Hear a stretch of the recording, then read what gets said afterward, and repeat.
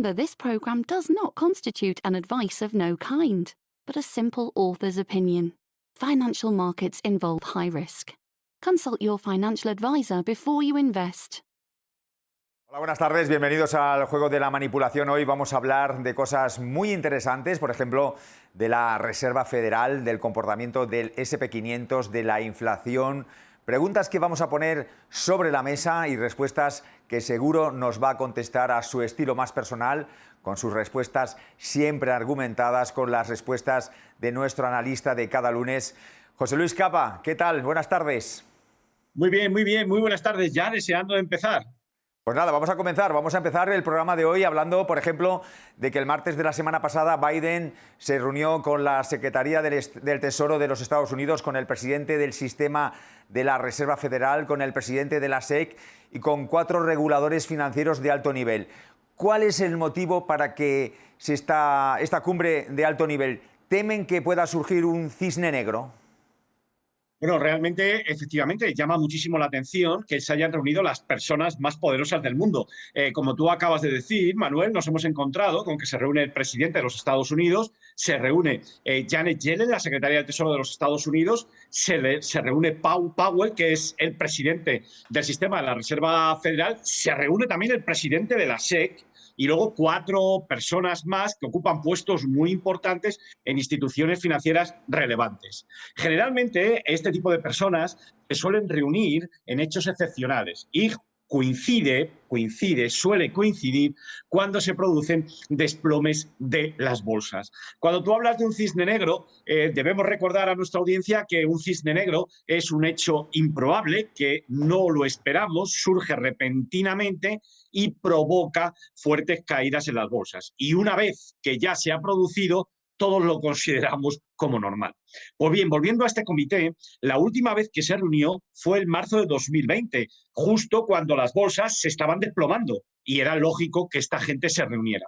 Bloomberg ha informado que Biden convocó al equipo de protección contra caídas, porque lo llaman equipo protección contra las caídas de la bolsa, para discutir, según nos ha dicho Bloomberg, el estado actual del sistema financiero y las instituciones financieras del país. Incluso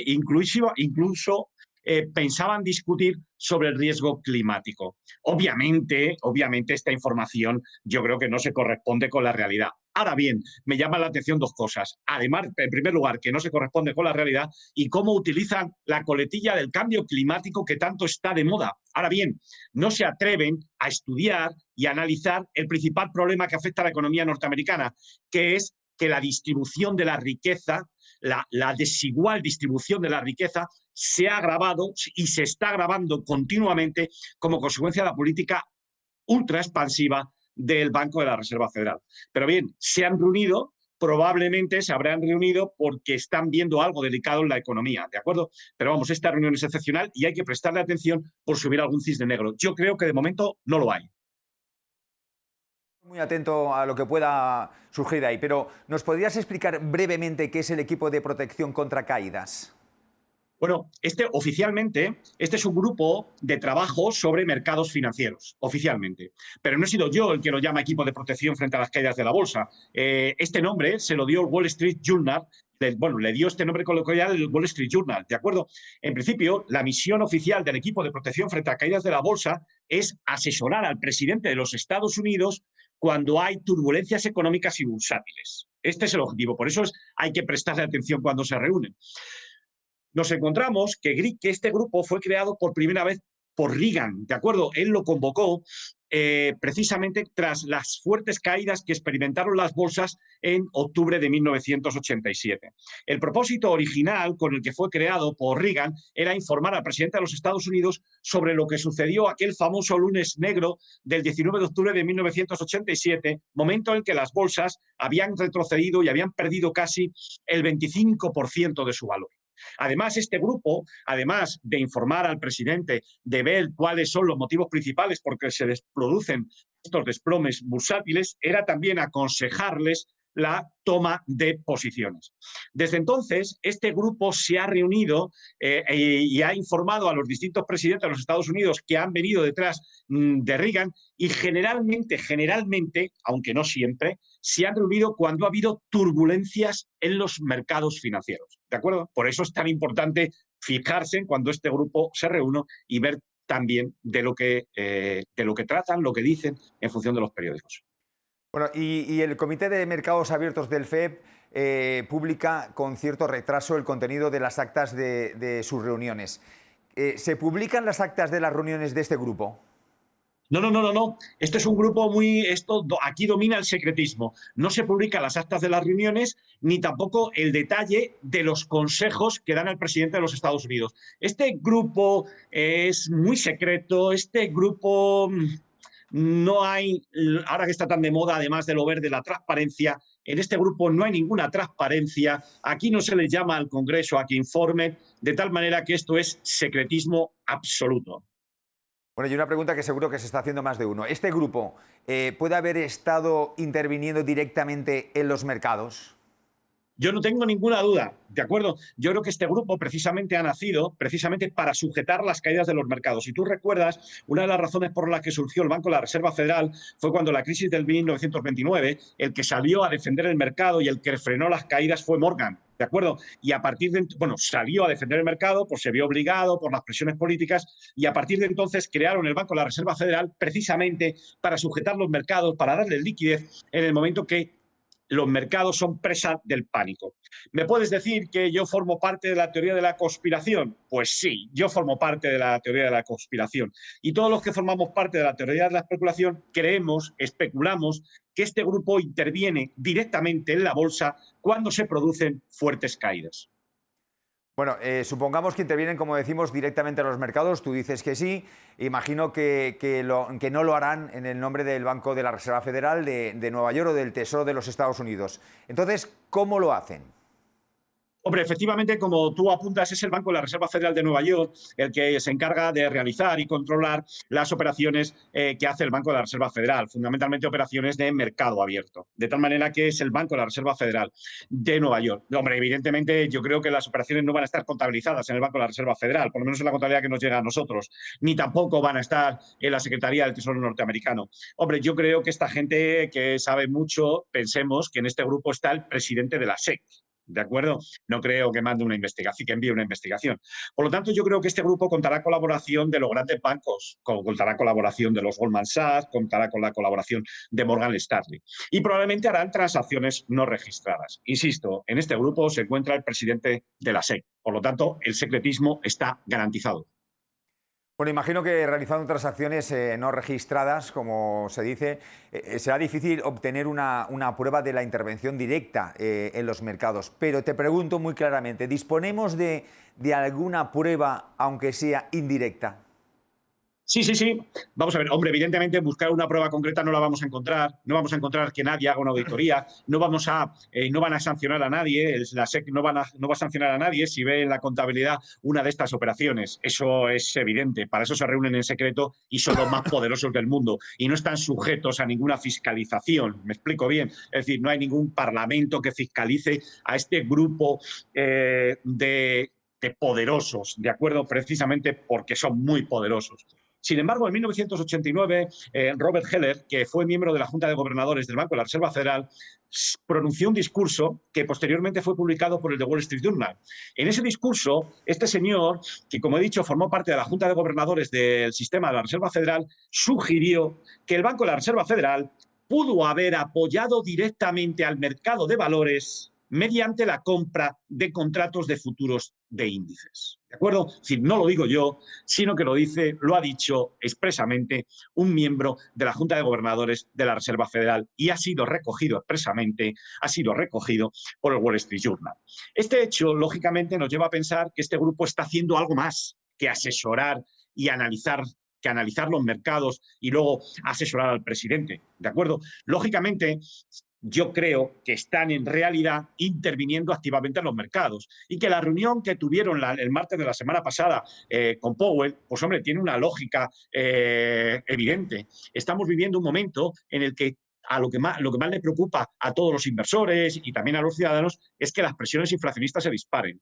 Estamos en un momento en que el déficit público norteamericano está disparado. Estamos en un momento en que Biden o está tratando de que le aprueben un enorme plan de infraestructuras después de haberse gastado ya un dineral. De tal manera que si sumáramos todo el dinero que Biden Biden está gastando, lo que va a incrementar el gasto público, estamos hablando a lo mejor de cifras verdaderamente importantes de 3,5 billones, que es una verdadera barbaridad, ¿de acuerdo? Y luego tenemos un Banco de la Reserva Federal que si optara por subir los tipos de interés, el sistema se desplomaría.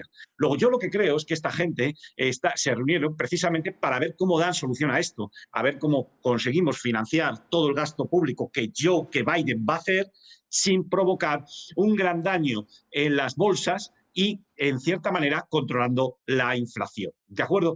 Fíjate, además, que la reunión fue convocada justamente antes del viernes en la que expiraban los contratos de futuros y opciones y las bolsas estaban cayendo con fuerza. De tal manera que tiene mucha lógica que esta gente se reúna para intentar hacer frente a lo que se nos viene encima. Bueno, estás hablando de ese plan de Joe Biden que este fin de semana parecía que estaba claro, pero bueno, este fin de semana concretamente se ha tambaleado un poco. Ya veremos a ver qué pasa, como bien dices, ¿no? Pero prescindamos de las palabras, vayamos más a los hechos. José Luis, ¿en qué momentos concretos se sospecha que haya podido intervenir este equipo en apoyo de las bolsas frenando sus caídas? Bueno. Está generalmente aceptado, tengo que decirlo, entre los que somos partidarios de la teoría conspiranoica, porque no tenemos pruebas. Tenemos este discurso de Heller, que salió publicado en el Wall Street Journal mucho anteriormente, pero luego hay un hecho claro de la intervención, y ya me voy a fijar concretamente en los gráficos, que es la única prueba que nosotros tenemos.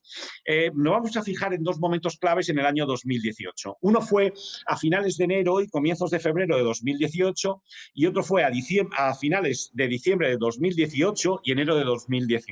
Vamos a ver el de enero y febrero de 2018. Miren ustedes, de momento ven ustedes cómo aquí las bolsas, esto es un gráfico semanal, ven ustedes cómo el S&P 500 está en 2.880 y se desploma hasta caer hasta el 2.520. Y ve usted cómo automáticamente, fíjese, llega al mínimo y automáticamente rebota. Y consiguen en pocos días que recupere prácticamente el 60% de lo que ha perdido. Luego vuelve a caer, ya no perfora este soporte, que este es un soporte claro que lo sabe todo el mundo del mercado, y ya vuelve a recuperarse y subir. Fíjense usted la magnitud. Lo más normal es que en este caso, Alberto, si hubiera desplomado esto y hubiera seguido cayendo. No, aquí ha tenido que haber un apoyo claro y han intervenido muy probablemente comprando futuros sobre el S&P. Ahora me voy a fijar en lo que sucedió en diciembre y en enero de 2019. Aquí recordarás que fue cuando Powell cometió el error de estar subiendo los tipos de interés que lo analizamos en el programa de la semana pasada, que quería subir los tipos de interés, ahí lo subió hasta la zona del 2,5 y claro, la economía empezó a desplomar, la economía y las bolsas empezaron a caer con fuerza, de tal manera que se vio obligado a rebajarlos. Fíjate, este fue el famoso día de la Navidad. Mira cómo el mercado, el S&P 500 estaba en 2.950 y cómo cayó a 2.350. Esto es una verdadera barbaridad lo que cayó. Y ven ustedes aquí cómo frenan la caída y sube como un cohete. ¿De acuerdo? Este es el famoso día de la Navidad en la que Powell estaba viendo que se hundían las bolsas y, en mi opinión, tuvo que salir a defender el mercado porque se le desplomaba como consecuencia del error que cometió al iniciar un proceso de subida de tipos de interés que lo llevaron a la zona del 2,5, muy por encima del tipo de interés de equilibrio de la economía de los Estados Unidos. Aquí, como puedes ver, te he sacado dos ejemplos que se consideran paradigmáticos entre los que somos partidarios de la teoría de la conspiración, ¿de acuerdo?, en los que se aprecia claramente que es una intervención descarada, ¿de acuerdo? Muy curioso esos dos gráficos, José Luis, desde luego. Bueno, la última reunión del equipo se produjo el pasado martes 22 de enero y el día anterior a la reunión del S&P 500 reaccionó con una violenta subida. Te pregunto, ¿intervinieron? Hombre, evidentemente yo no lo sé, pero baste que echen ustedes un vistazo al gráfico. Miren cómo esto se desplomaba, todo el mundo hablaba de presiones inflacionistas, Bullard salió diciendo que había una presión inflacionista de mucho cuidado, Summer diciendo que la inflación se iba al 5%, llega el vencimiento y mire usted qué rebote, ¿eh? Nos pegamos aquí un movimiento que recuperamos absolutamente todas las pérdidas y vamos camino de máximos. O sea, pero yo no sé si ya han intervenido, pero está claro que no quieren dejarlo caer. ¿De acuerdo? Vale, entonces, por lo tanto, podemos concluir que ahora más que nunca es válido aquel dicho del Wall Street que dice sigue al Fed. Por supuesto. Miren, como pueden ver en este gráfico, yo creo que tras este rebote nos ha quedado claro que el Banco de la Reserva Federal ha vuelto a tomar el control del S&P 500, ¿de acuerdo? Y por lo tanto podemos efectivamente cumplir ese dicho de sigue al Fed, no le lleves la contraria y opera en el sentido del mercado. Por lo tanto, a la vista de este comportamiento puede haber paradas, puede haber correcciones puntuales, pero vamos a considerar como escenario más probable que la tendencia alcista del S&P continúe por lo menos hasta el año 2022. Entonces, José Luis, debemos considerar que a pesar de la marcha de la inflación, lo más probable es que el SP500 siga subiendo. Sí, mira, aquí podemos ver un gráfico de 2 horas del SP 500 actualizado, ¿no? Entonces, puedes ver, esto es un gráfico de 2 horas. Yo quiero que se fijen, bueno, este movimiento que ven tan brusco aquí, fíjense cómo pusieron aquí el ascensor, comprando descaradamente. Aquí es donde decimos que pudo haber intervenido este comité de mercados contra las caídas de las bolsas, este equipo contra las caídas del mercado. Ven ustedes cómo provocó una subida. Bueno, yo quiero que se fijen en la zona 4.240, 4.235. ¿Lo ven ustedes? Ven ustedes ahí cómo esto es una zona de control. Ven ustedes cómo es una zona de control. Actuó como resistencia, soporte, resistencia. Y miren ustedes cómo el rebote les llevó precisamente a esa zona. A esa zona paró y la superó. Entonces, a muy corto plazo, mientras el SP 500 se mantenga por encima de 4.240, 4.235, vamos a mantener una predisposición alcista. ¿De acuerdo? Y si nos vamos al Nasdaq 100, ven ustedes cómo el hecho de que la curva de tipos se aplane, fíjese que los tipos de interés ahora mismo hoy están experimentando una fuerte caída. Hemos visto que aunque la gente habla y a todos nos preocupa y nosotros hablábamos de inflación, sin embargo están viendo ustedes cómo el Nasdaq 100 está subiendo ahora el 0,90%. Ven ustedes, el Nasdaq 100 está por encima de esta recta directriz alcista porque unos tipos de interés bajos con una curva de tipos aplanada beneficia enormemente al sector de la tecnología. Pues bien, igual que para el SP 500 hablábamos de soporte de la zona 4.240, 4.235, para el Nasdaq 100 vamos a hablar de un soporte de la zona 13.850.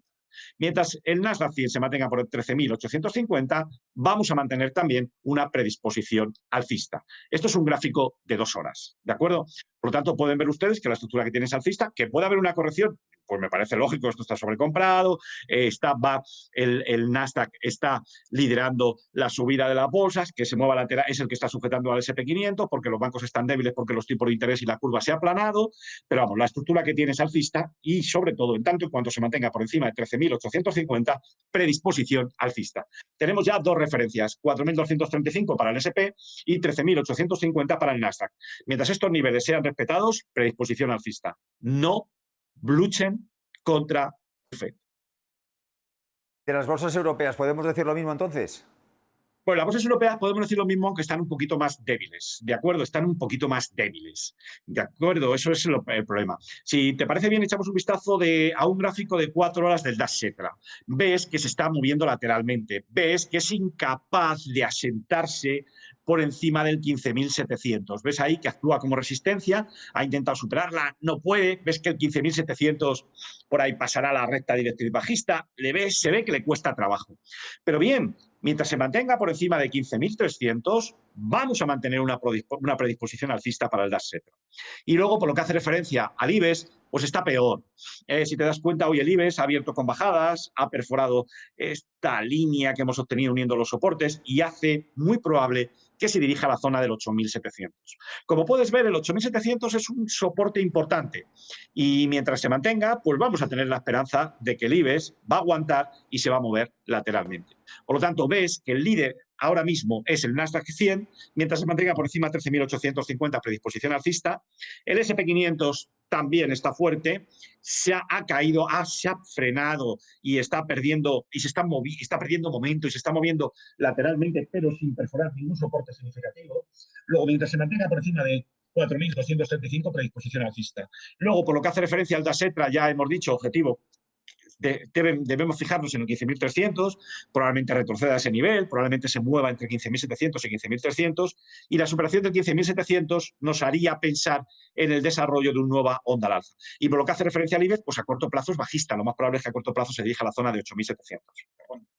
Vale, José Luis, pero viendo el gráfico del SP500 nos da la sensación de que el actual ciclo económico se encuentra en la fase final, pero sin embargo pues no parece que sea así. ¿En qué fase piensas tú del ciclo económico crees que nos encontramos? Vamos a ver, no nos encontramos en la fase final de un ciclo económico, pero estoy de acuerdo contigo en que la fuerte subida del SP500 y del Nasdaq 100 nos hace pensar que el ciclo económico, nos puede hacer pensar que el ciclo económico está maduro. Yo creo que tras la crisis del COVID-19 se ha iniciado un nuevo ciclo económico y estamos en los primeros estadios de ese proceso de recuperación económica, aunque efectivamente da la sensación de que el ritmo de la recuperación está siendo muy rápido y especialmente en los mercados de valores. Yo creo que estamos en los primeros estadios porque tanto Estados Unidos y con cierto retraso Europa, con un retraso de 6 meses, van a liderar la salida de la crisis del COVID, con unos programas de estímulo fiscal enormes y con un Banco de la Reserva Federal manteniendo los tipos de interés bajos hasta 2023. Y esto es de lo que probablemente se ha hablado en la reunión del equipo de protección contra caídas del mercado al que nos referíamos anteriormente. Por lo tanto, yo creo que tanto las autoridades fiscales como las autoridades monetarias, Powell, Yellen, bajo la presidencia de Biden y con la ayuda del presidente de la SEC y las más altas autoridades financieras de Estados Unidos, van a tratar de prolongar el actual ciclo económico todo lo que puedan. ¿De acuerdo? Por lo tanto, debemos considerar que con unas altas tasas de crecimiento económico, que yo creo que podemos experimentar un fuerte crecimiento económico durante los próximos 2 años, porque luego la economía se va a volver a desacelerar, con estas tasas de crecimiento económico fuertes, vamos a considerar que los beneficios de las empresas van a crecer.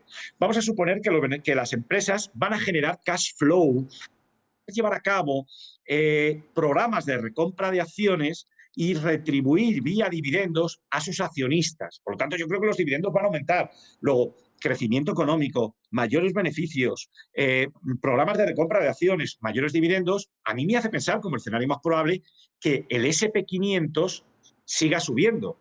Bueno, sin ir más lejos, está marcando máximos históricos, ¿de acuerdo? Lo consiguió la semana pasada. Si te parece bien, me gustaría que viéramos un gráfico en el que vamos a ver dónde, en qué años se produce el mayor impacto del plan de estímulo fiscal de Biden, ¿de acuerdo? Y vamos a ver también cómo van los programas de recompra de acciones. Miren, como pueden ver ustedes en este gráfico que recoge los distintos programas de Biden, ven ustedes que en 2022 es importante, el porcentaje del PIB es el 1,5%, perdón, del estímulo fiscal, en 2023 llega al 2% y en 2024 alcanza el máximo a llegar a la zona del 2,22% aproximadamente. ¿De acuerdo? Luego, yo lo que creo es que durante el año 2022 y comienzos de 2023, primer semestre de 2023, se va a descontar todo este fuerte crecimiento económico. Razón por la que creo que las bolsas pueden subir durante el año 2022. Si ahora nos fijamos en los programas de recompra de acciones, que saben ustedes que en la bolsa americana han sido los motores de las fuertes subidas, con los programas de recompra de acciones ustedes recordarán que lo que hacen las empresas es retirar acciones del mercado. Esto tiene una ventaja muy importante. Con el mismo beneficio, al haber en circulación un menor número de acciones, el beneficio por acción aumenta, aunque lo hace de forma artificial, y da la sensación de que la empresa va muy bien. Por eso, a los gestores de las empresas les gustan los programas de recompra de acciones, porque les sirve para maquillar su gestión y realzarla, porque con que obtengan el mismo beneficio del año anterior, el beneficio por acción aumenta. Fíjate, Manuel, cómo han crecido los programas, las autorizaciones de los programas de recompra de acciones. Tú fíjate que primero se autorizan y luego se ejecutan. Por lo tanto, aquí tenemos un dinero latente que al final va a llegar a las bolsas y va a apoyar la subida del SP500. Por lo tanto, aunque estamos yendo muy rápidos, yo creo que queda recorrido al alza. De un punto de vista económico, estamos en los primeros estadios de la recuperación económica. Piensas y consideras que el SP500 va a continuar subiendo, pero también te pregunto, si partimos de la idea de que el ciclo económico se va a fortalecer hasta el año 2023 al menos, ¿qué sectores habría que sobreponderar en la cartera? Bien, puesto que partimos de la idea de que el ciclo económico se debe fortalecer, los sectores más beneficiados deben ser aquellos que están más expuestos al ciclo económico, ¿de acuerdo? Entonces, pensemos industriales, pensemos energía, pensemos financieros, ¿de acuerdo? No solamente bancos, sino también Visa, PayPal, todos los medios de pago. Los bancos ahora mismo están corrigiendo porque los tipos de interés no están subiendo, ¿de acuerdo? Pero si hay crecimiento económico, mejorarán sus beneficios. También real estate, ¿de acuerdo? Las SOCIMIs en nuestro mercado. Y tampoco debemos olvidarnos de la tecnología. Ya hemos hablado del Nasdaq 100 y hemos visto que está liderando la subida. Luego, por lo tanto, sería tecnología, industriales, energía, financieros y real estate. Además, energía nos permitiría cubrirnos de unas posibles presiones inflacionistas, que yo creo que no van a ser como ahora mismo están esperando muchos gestores de fondos, o el propio Larry Summers. Bueno, José Luis, vamos a hablar de la inflación. ¿Cuáles son las expectativas precisamente de la inflación que están descontando los mercados de dinero y de bonos? Bueno, mire, a la hora de analizar las expectativas inflacionistas podemos fijarnos, como ya hemos dicho en otros programas, en lo que piensan los mercados de dinero y los mercados de bonos, mercados de swap y mercados de bonos, y también podemos fijarnos en lo que dicen las encuestas. Van a ver ustedes en este gráfico, que ya lo hemos mostrado en otras ocasiones, como las expectativas inflacionistas, desde el punto de vista de la encuesta realizada por la Universidad de Michigan, ven ustedes que las expectativas inflacionistas han bajado. Es cierto que han subido mucho, ha bajado, no es significativo, un dato, un grano no hace granero, pero ayuda al compañero y vamos a ver cuál es la tendencia. Pero ven ustedes que de momento se ha frenado un poquito. Lo más importante son estas. Si ustedes tienen en cuenta las expectativas inflacionistas que está descontando el mercado para los próximos 5 años en media, lo pueden ver ustedes aquí que ahora mismo están en el 2,46 para los próximos 5 años, año 1, 2, 3, 4 y 5 a partir de ahora.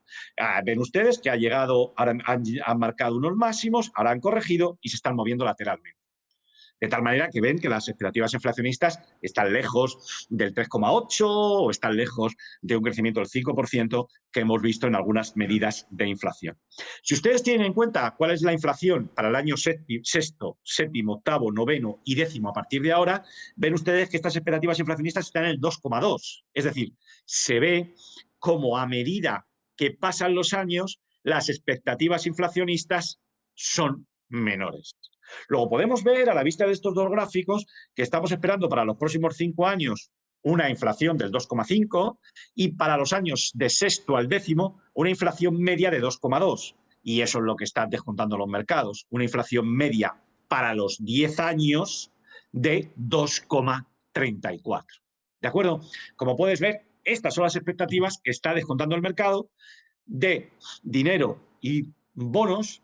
Y como puedes ver, hay una gran diferencia con respecto a los últimos datos de inflación que se han publicado. Y en este mundo están los más listos. Como ya hemos dicho otras veces, aquí está el smart money. Bueno, entonces este escenario tan favorable, José Luis, ¿se puede venir abajo si la inflación se dispara al alza?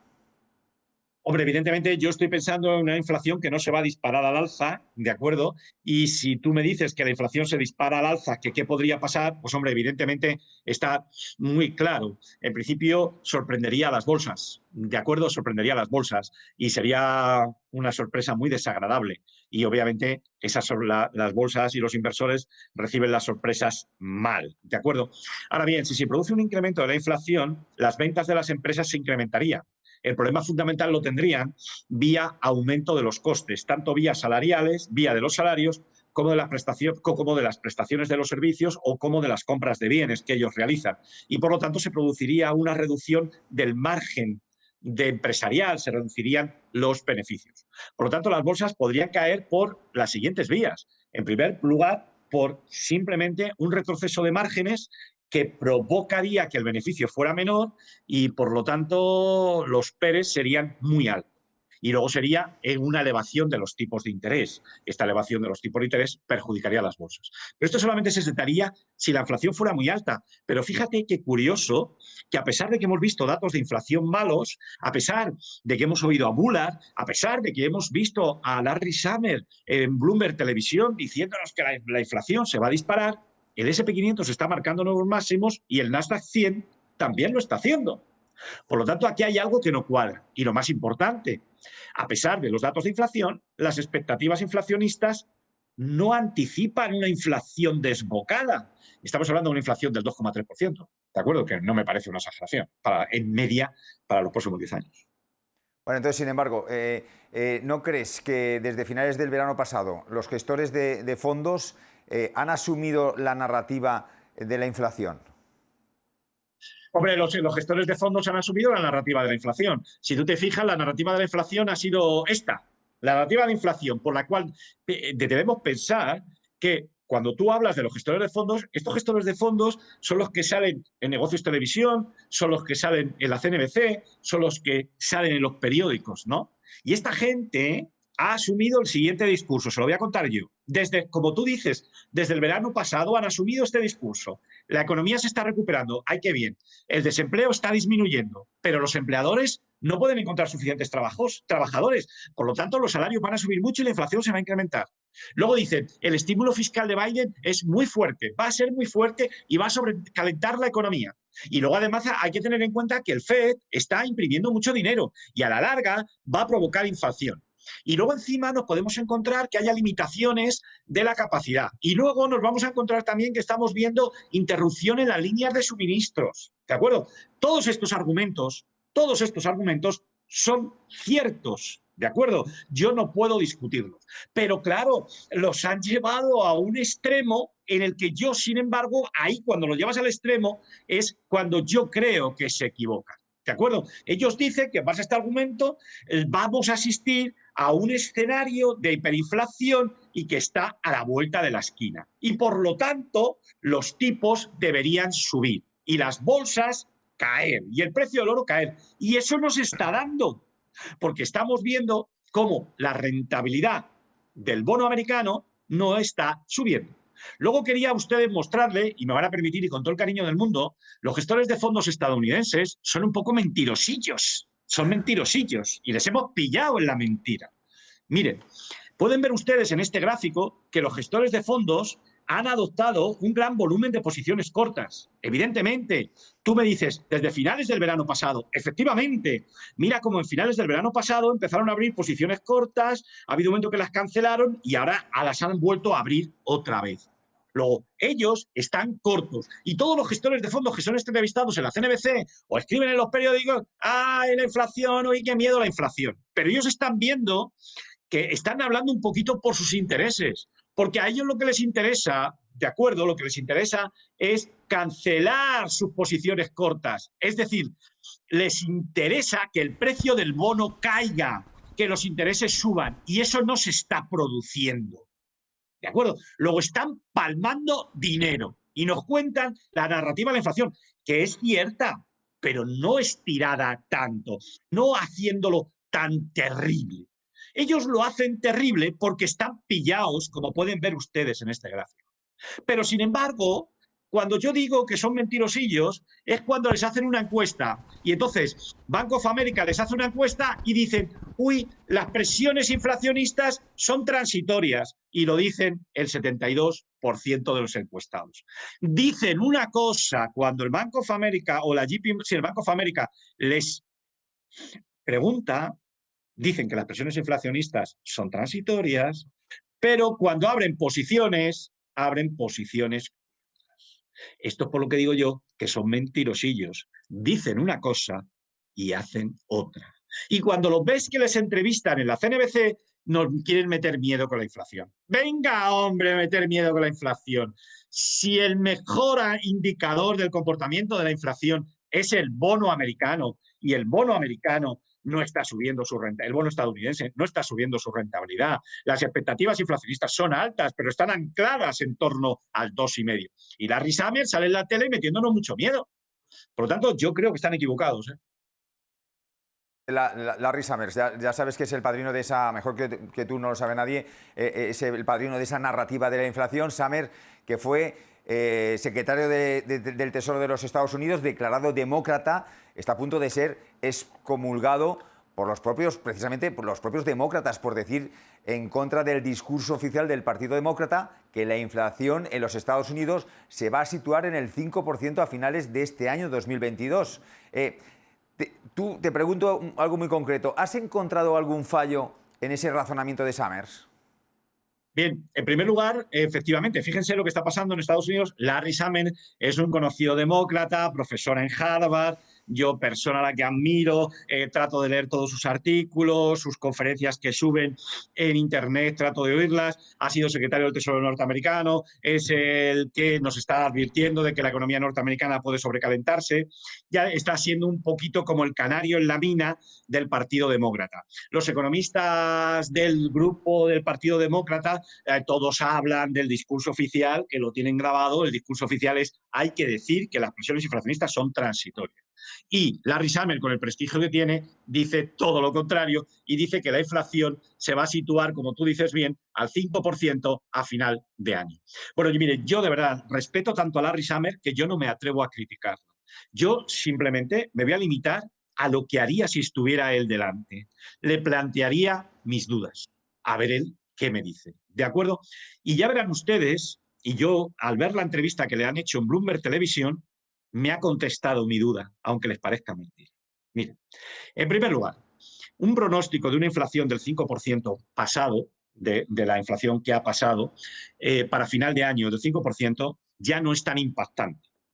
Pero es muy duro de asumir, porque ustedes saben que gran parte de del crecimiento, del aumento que estamos viendo en la inflación, se debe a que estamos comparando el mes de mayo de 2021 con el mayo de 2020, en el que la economía de los Estados Unidos estaba cerrada.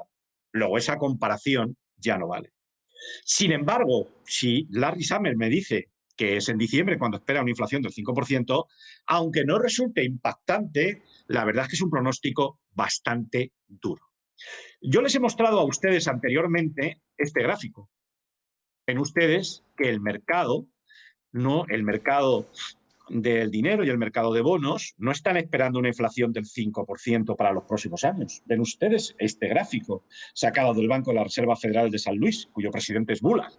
Ven ustedes que las expectativas inflacionistas son altas, pero están en el 2,46 y llevamos así prácticamente desde marzo. ¿De acuerdo? Prácticamente desde marzo.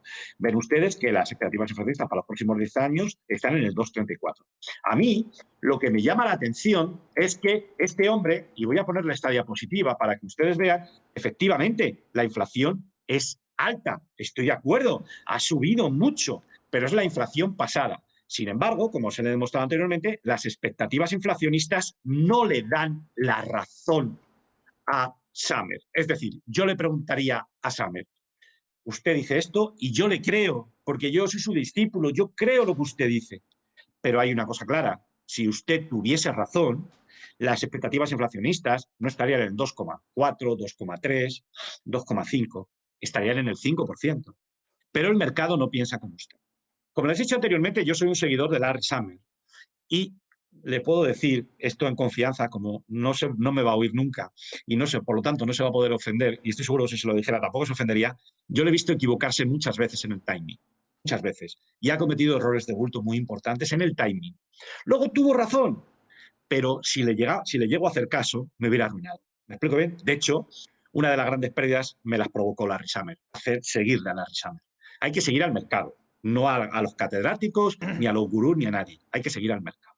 La siguiente pregunta, ya han visto ustedes, la primera pregunta sería las expectativas. Bueno, pues él mismo, que es una persona bastante inteligente, obviamente, él mismo, en la propia intervención que tuvo en Bloomberg Televisión, él mismo dijo, se lo voy a leer textualmente: me sorprendería si tuviéramos una inflación del 5% y que no hubiera ningún efecto en las expectativas inflacionistas. Aquí está. Se ve claramente que él se da cuenta que dice que la inflación va a ir al 5%, pero el mercado no le cree. Entonces dice, el mercado se equivoca, porque probablemente no seré yo el que diga que la inflación va a bajar al 2,5, sino que serán las expectativas inflacionistas las que tengan que subir al 5. Aquí viene a cuento lo que yo le decía antes. Siempre con el mercado, no con Larry Summers. El mercado domina el tiempo y los mercados de bonos son más listos que los mercados de acciones y queremos saber por dónde va la economía, nos informamos. ¿De acuerdo? Por lo tanto, ahora, además de eso, yo le diría lo siguiente, le diría, señor Summers, ¿no cree usted que las presiones inflacionistas van a caer? Porque mire usted cómo han caído el precio de la madera. Esto se ha desplomado, se ha desplomado. Señor Summers, ¿no cree usted que las presiones inflacionistas van a ceder porque el precio del cobre también ha caído con fuerza? Y él me diría, es el precio del petróleo. Efectivamente. Miren, el precio del petróleo. Ven ustedes que el precio del petróleo tiene una estructura alcista, pero su ritmo de subida probablemente se pare y se mueva lateralmente. Está subiendo. La tendencia del precio del petróleo es alcista. Lo hemos dicho aquí muchas veces. No hemos dicho lo contrario. Pero lo que hemos dicho es que su ritmo de subida se está frenando. Hoy mismo están viendo ustedes como el precio del petróleo también está cayendo. Es decir, que en esta zona, por debajo de 76, vamos a considerar como el escenario más probable que se mueva lateralmente. Ya sé que, no sé si ha sido Bank of America, que han dicho que el precio del petróleo se va a ir a los $100. ¿De acuerdo? Yo no lo sé. Sé que la tendencia del precio del petróleo es alcista. ¿De acuerdo? Ahora bien, no creo que el ritmo de subida vaya a ser tan fuerte como hemos visto durante este año. ¿De acuerdo? Por lo tanto, vamos a considerar como escenario más probable que Larry Summers, con todo el cariño y el respeto del mundo, se equivoque. Y nosotros, y aquí lo mostraremos, seguiremos las expectativas del mercado. ¿De acuerdo, Manuel? Todo muy claro, desde luego. José Luis, el viernes de esta semana se van a publicar los datos de empleo del mes de junio. ¿Descartas que la dificultad que están encontrando los empresarios para contratar presionen los precios al alza? Vamos a ver. Yo, sinceramente, creo que va a ser difícil. Es cierto que ya hemos analizado el mercado laboral ampliamente, lo saben ustedes, todas las personas que nos siguen lo saben ampliamente. Han visto ustedes que lo que estamos viendo es que se está retrasando el ritmo de incorporación de los trabajadores al mundo laboral. Ok. También saben ustedes que el Banco de la Reserva Federal tiene un doble mandato. Tiene, por un lado, incentivar el crecimiento económico con una inflación controlada y también tiene la obligación de buscar el máximo nivel de empleo. Y ya hemos dicho que el Powell no va a subir los tipos de interés hasta que al menos no tengamos 3 meses de un nivel de creación de puestos de trabajo en torno al 1.000.000. ¿De acuerdo? Bien. Dicho esto, la tasa de desempleo es cierto que está disminuyendo, ¿de acuerdo? Y por lo tanto mucha gente dice, ¡ay, va a haber presiones inflacionistas! Pero el desempleo real, el número de personas desempleadas, el desempleo real no está disminuyendo significativamente, sino que nos estamos encontrando que estamos viendo algunas interrupciones en las cadenas de suministro, estamos viendo limitaciones en la capacidad y todo esto, pero realmente los precios no están subiendo. Por lo tanto, a mí me da la sensación de que vamos a considerar como escenario más probable que aunque en un momento determinado haya tensiones inflacionistas, haya unas presiones salariales, yo sinceramente creo que no va a afectar, no va a suponer un incremento en la inflación, sino que los propios empresarios van a asumir parte de este incremento del coste. Estamos viendo cómo, por ejemplo, sectores como el de restaurantes han tenido problemas y están algunas empresas como McDonald's, todos estos restaurantes están subiendo los salarios. Hemos visto que McDonald's está subiendo los salarios a $35.000 aproximadamente a los camareros o a los empleados que contratan. Les da beneficios y les da capacitación de entrada. Ahora bien, yo creo que esto no va a aumentar significativamente. Y finalmente, por lo que hace referencia a la creación de empleo del viernes, yo creo que va a estar en torno a los 700.000 nuevos puestos de trabajo. Vale, ¿y cómo interpretas el efecto que han tenido las interrupciones en las cadenas de suministro, por ejemplo, con los semiconductores en el precio final de los productos? Sí, me acabo también de referir a ellas. Evidentemente, la introducción de la cadena de suministro van a incrementar los costes. El caso paradigmático es el de semiconductores, como todos sabemos muy bien. Sin embargo, te das cuenta, el precio de los coches no está subiendo, ¿eh? Por lo tanto, a mí me da la sensación de que los fabricantes no han podido superar estas limitaciones incrementando el precio de los vehículos y, por lo tanto, no creen que puedan repercutir en los consumidores unos precios más altos. Y yo lo que creo es que tras este efecto negativo en la cuenta de explotación, a medida que se amplíe la capacidad de producción de semiconductores, bajará el precio y las empresas automovilísticas podrán incrementar sus márgenes. Pero no están consiguiendo repercutir el precio a los consumidores finales vía un aumento del precio de los coches, del precio de venta de los coches. Vale, pero ¿no crees que la combinación de una política fiscal expansiva y una política monetaria ultra expansiva va a avivar precisamente la inflación? No, fíjate, tú sabes perfectamente que el FED está metiendo dinero todos los meses y lo hemos analizado aquí del orden de 120.000 millones al mes, ¿no? Va metiendo. Pero todos sabemos que vía repos inversos lo está retirando. Con lo cual nos estamos encontrando que mete 120.000 millones y cada mes quita más. Y estamos cerca de los 700.000. ¿De acuerdo? De tal manera que hay una bola de dinero muy importante que va creciendo, que está circulando por la economía y no está disparando los precios. ¿De acuerdo? Luego hay un detalle muy importante y lo voy a enseñar a continuación en un gráfico, que es la velocidad de circulación del dinero. Esto lo estudiábamos en la universidad. Y la velocidad de circulación del dinero está cayendo. Para que haya inflación de precio de bienes y servicios, la velocidad de circulación del dinero tiene que incrementarse y no se está produciendo. Miren ustedes este gráfico, también sacado del Banco de la Reserva Federal de San Luis. Pueden ver ustedes que en este gráfico del Banco de la Reserva Federal de San Luis, ven ustedes que la velocidad de circulación del dinero no se está incrementando. ¿De acuerdo? Luego, además, tenemos que tener en cuenta, Manuel, que el elevado endeudamiento público. Piensa que el ratio deuda pública en Estados Unidos está en el deuda pública PIB está en el 130%. Esto es una verdadera barbaridad. Si le añades el endeudamiento privado, es otra verdadera barbaridad. ¿De acuerdo? Y cada vez se necesita más deuda para conseguir un crecimiento económico. Por lo tanto, yo creo que ante un elevado crecimiento, ante un nivel de endeudamiento tan fuerte, yo creo que tampoco vamos a considerar comerciales, es muy probable que haya unas presiones inflacionistas. Y finalmente estamos viendo que los consumidores americanos son gente bastante, y están siendo bastante cautelosa, ¿eh? Si te fijas, de las ayudas COVID que les han dado, el 75% lo han dedicado a amortizar préstamos o a ahorrarlas. ¿De acuerdo? Y el 25% restante se lo han gastado, pero han sido bastante prudentes. Con lo cual, vamos a descartar también ese escenario. Ese riesgo lo vamos a bajar también. José Luis, nos has explicado en programas anteriores que el aumento de la inflación que estamos viendo se debe al juego del efecto base derivado del cierre de la economía de los Estados Unidos el año pasado. ¿Cuándo va a desaparecer este efecto base?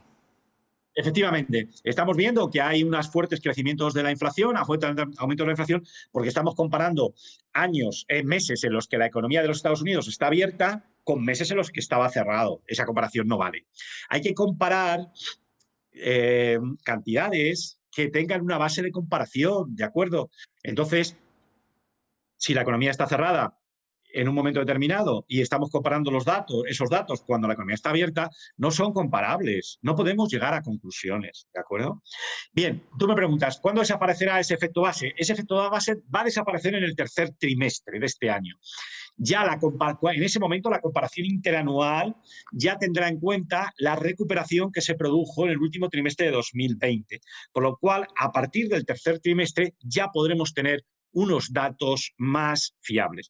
Es por esto por lo que Summer, cuando la entrevista a Bloomberg Televisión, habla de diciembre, porque en diciembre ya habrá desaparecido el efecto base.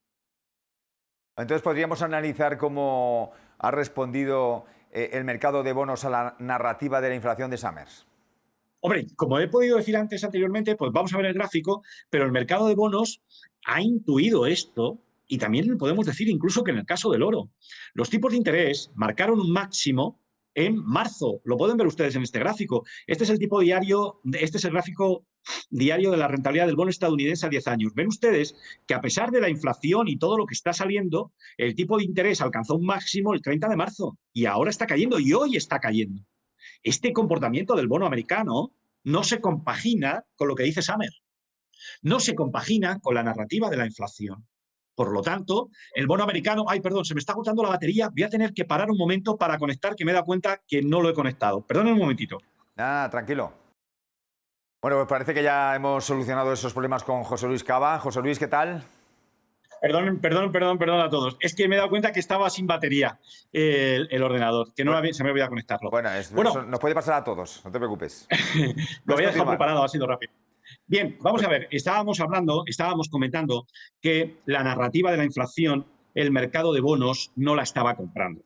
Estábamos viendo en este gráfico que recoge la rentabilidad del bono estadounidense a 10 años, que la rentabilidad del bono americano hizo un máximo el 30 de marzo. Y a pesar de que luego surgieron datos de inflación malos, sin embargo, el bono americano está corrigiendo, ven ustedes, y no ha iniciado una tendencia alcista, no ha superado esta recta directriz bajista y no se ha dirigido a la zona del 2% todavía. Por lo tanto, la conclusión a la que yo llego es, yo Larry Summers te creo, Larry Summers eres un catedrático, eres un gurú, eres un tío de Harvard, yo te creo, confío y tus teorías las asumo. Ahora bien, cuando jugamos con dinero, del que me fío es del bono americano. El bono americano no está corroborando las impresiones de Summers. A lo mejor yo no descarto que Summers sea más listo, que lo es, que los participantes en el mercado. Pero hemos aprendido los especuladores que el timing es tan importante como tener razón. ¿De qué me sirve tener razón si antes me han barrido las posiciones e incurro en pérdidas. ¿De acuerdo? Por lo tanto, el mercado americano no está comprando el discurso o la narrativa de la inflación, como pueden ver ustedes, como desde el 30 de marzo no ha parado de caer la rentabilidad. Bueno, al principio de esta última intervención has citado al oro. ¿Cómo ha respondido precisamente el oro a la narrativa de la inflación? Bueno, el oro, con la narrativa de inflación, debería haber perforado este soporte y debería haber caído. ¿De acuerdo? Entonces, como puedes ver aquí, la zona de 1678, ahí el oro ha rebotado por 2 veces. ¿De acuerdo? Ahora está aquí parado, moviéndose lateralmente, esperando definirse. Pero vamos, ahora mismo está en un movimiento lateral y de momento no hay tendencia. Pero contestando directamente a la pregunta que tú me dices, si la narrativa de la inflación hubiera sido correcta, el precio del oro hubiera perforado en 1678. Por lo tanto, en conclusión, todo esto me hace a mí pensar que la narrativa de la inflación es incorrecta, nos están metiendo un miedo excesivo. Y la razón de que nos están miedo excesivo es porque los entrevistados son los gestores de fondos norteamericanos que están pillados en bono americano y les interesa que el precio del bono americano caiga para ellos cancelar posiciones sin pérdidas. Desgraciadamente, este es el mundo del dinero, esto es Wall Street. Bueno, muchos de las personas que seguro que nos están viendo se pueden preguntar o quieren conocer hacia dónde va la economía. ¿Cuál es el mejor indicador, José Luis? ¿Las bolsas, los bonos o también el oro, como has mencionado anteriormente? Utilizando como indicador las bolsas, uno va al fracaso. ¿Me explico bien? Yo creo que las bolsas no anticipan la economía para nada, ¿de acuerdo? Prueba de ello es que si anticiparan algo, no se habría producido la fuerte caída del 2000, la del 2007, la del 2020, ¿de acuerdo? Con lo cual, los cisnes negros surgen y provocan fuertes caídas, con lo cual yo creo que en este sentido, para saber por dónde va la economía, yo creo que las bolsas no nos sirven. A mí, el que más me sirve es el mercado de bonos, ¿de acuerdo? Con lo cual, si tengo que establecer un ranking de los 3 que me has dicho, primero mercado de bonos, segundo oro y en tercero bolsa. El oro tampoco me sirve demasiado porque está, como sabes muy bien, manoseado por los bancos centrales. Entonces, por los bancos de lingotes. Entonces, yo me quedaría con el mercado de bonos. Para mí el mercado de bonos es el indicador más fiable. Por cierto, es el mercado que más negocia en el mundo, ¿de acuerdo? Y por lo tanto, al ser el mercado más líquido ahí y donde está la gente más lista, y por lo tanto yo me fiaría del mercado de bonos. ¿De acuerdo? Con la curva de tipos y gráficos de la cotización o de la rentabilidad de todos los bonos. Bueno, hoy, José Luis, ha entrado en vigor el Acuerdo Tercero de Basilea en la Unión Europea. Aunque ya hemos dedicado algún programa entero a analizar las implicaciones que tendrá en el mercado del oro, me gustaría, y seguramente a más de uno, que nos lo recordaras levemente. Bueno, el programa que dedicamos al Acuerdo Tercero de Basilea, que mi amigo Marcial y yo pensábamos que nos habíamos equivocado, ha resultado ser el programa más visto de los que hemos hecho. Les he traído aquí esto que lo he sacado de internet hace un ratito, el programa que dedicamos al Banco Internacional de Pagos y concretamente a cómo influía en el oro papel el Acuerdo Tercero de Basilea, ha tenido 47.265 visualizaciones, que es una verdadera barbaridad para cómo lo explicamos, que es una materia difícil y sin embargo a la gente le ha encantado. Ya Marcial dio las gracias a las personas que lo habían visto y yo, de verdad, cada vez que lo veo, cada vez que lo miro, de verdad me siento todavía más agradecido. Efectivamente, ya lo analizamos en detalle en este programa, que lo pueden ver ustedes, si quieren busquen en YouTube, pongan el Banco Internacional de Pagos, oro papel, y ya verán ustedes cómo les sale el vídeo y lo pueden ver, y por lo que estamos viendo, parece ser que a las personas les ha gustado. Y era duro el programa, ¿vale? ¿De acuerdo? No era un programa de estos, era densito, ¿de acuerdo? Bien, dicho esto, voy a contestar tu pregunta. Efectivamente, la reforma de Basilea III sobre todo, va a afectar a los bancos de lingotes a la hora de cumplir el coeficiente de financiación estable neta. Bueno, esto afecta a los bancos de lingotes y afecta a todos los bancos, pero por lo que hace referencia al mercado del oro, le afecta a los bancos de lingotes. Esta norma, como tú acabas de decir, efectivamente, entra en vigor hoy en la eurozona, pero no entra en vigor a la vez en Estados Unidos y en el Reino Unido. En Estados Unidos entra en vigor pronto. Entra en vigor el 1 de julio, ¿de acuerdo? Entra en vigor pronto esta semana. Y la clave no está que entre en vigor en Estados Unidos o que entre en vigor en la eurozona. La clave es cuando entra en vigor en el Reino Unido. En el Reino Unido entra en vigor el 1 de enero de 2022. Esta es la clave, efectivamente. Esta es una fecha importante porque, como saben ustedes, es en el Reino Unido donde reside el mayor número de bancos de lingotes. Y el comercio de lingotes se lleva a cabo fundamentalmente en el mercado de lingotes de Londres. Por lo que el impacto de la entrada en vigor del acuerdo tercero de Basilea se va a retrasar hasta comienzos de 2022. Esto, por lo más probable, es que sigan manipulando el precio del oro hasta esa fecha.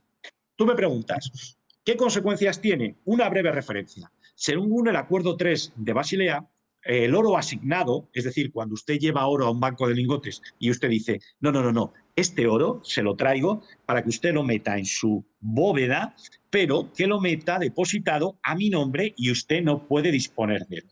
Este se llama oro asignado, como explicamos en el...